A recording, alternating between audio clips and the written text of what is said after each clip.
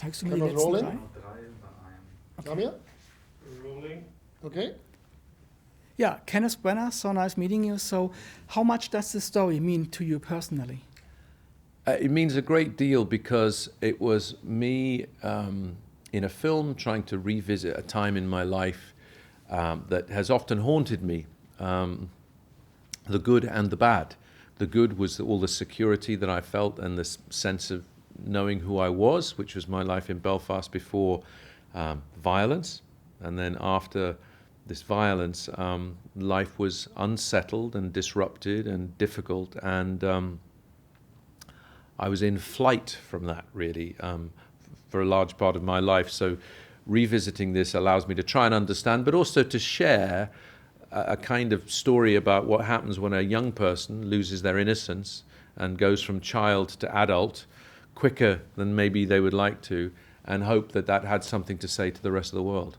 For me, the greatest thing is the Civil War, because we talked about that at school when I was a kid, and I can't understand why Protestants and Catholics are fighting each other because they just believe in Jesus Christ. Yeah, exactly. Well, I wish you'd been back there then and said that out loud, because it feels like it's such a sort of simple thing to somehow understand. So I mean, the film is partly about stressing that the idea that we accept and respect and celebrate our differences, particularly if you're united with one deity as well. But it seems as though human beings need messages like that to be repeated again and again and again for us to understand them. And also we need to keep working at peace and understanding, because we forget very quickly.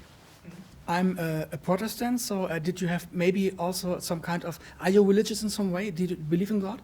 My father was always a very sort of independent guy. He literally sent us to, he stopped going to church as soon as he could.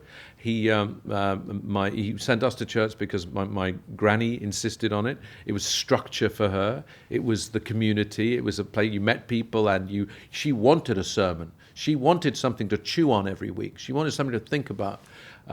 For us, actually, what was amazing, and you see the scene in the film where the kids go to church, very theatrical, very sort of, amazing piece of theatre. This guy was an incredible performer, and quite literally put the fear of God in me. But also made you think about, whether you liked it or not, this idea of what happens when we're not here anymore. And so in terms of my attitude to religion, I think I respect all religions. I respect faith. I respect the idea of trying to understand what is not literal, trying to understand the numinous, the otherworldly. So I describe myself as spiritual, not religious.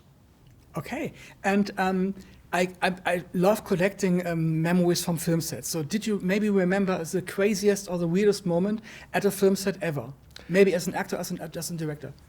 As an actor, I remember a whole afternoon of getting ready to be as close as I am to you, it seemed, in Christopher Nolan's film TENET, where Christopher likes to do everything for real, it's not visual effects. So when he said, a Chinook helicopter is going to land just there, and I need you to stand here, and it's very important that you don't move because the camera's here and we're focused on you, and then we focus back to it, and it's a powerful thing when that thing lands at sea and you really feel as though the blades are going this close to you. I don't know if it was crazy, but it was wildly exciting, very, very exciting. And it was one of those special moments and one of the great privileges of being in a Christopher Nolan film. It's going to be exciting, it's going to be dangerous, it's going to be memorable. And as long as you do what he tells you, which I was super happy to do, you're going to enjoy it. And did you have a funny moment at the set of Belfast too? At Belfast, it was trying to persuade Jude Hill of two things. He's a wonderful actor, great young child star, but he supports Liverpool Football Club. I support Tottenham Hotspur Football Club. The character supports Tottenham Hotspur Football Club. He found it almost impossible to say the words. It almost made him physically sick. And then the other thing that almost made him physically sick was when we said, we need you to eat tripe. Tripe is a delicacy, but it is the poached in milk stomach of a cow. It doesn't look very good, looks very pale, it looks very sort of rubbery, but we need you to eat tripe.